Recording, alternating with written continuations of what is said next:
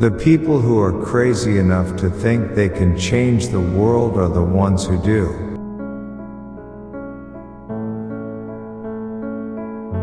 For the past 33 years, I have looked in the mirror every morning and asked myself, if today were the last day of my life, would I want to do what I am about to do today? And whenever the answer has been no for too many days in a row, I know I need to change something. Your work is going to fill a large part of your life, and the only way to be truly satisfied is to do what you believe is great work.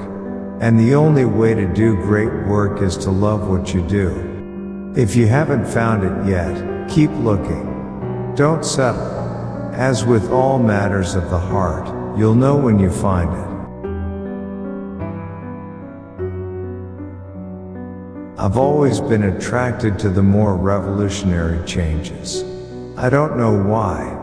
Because they're harder. They're much more stressful emotionally. And you usually go through a period where everybody tells you that you've completely failed.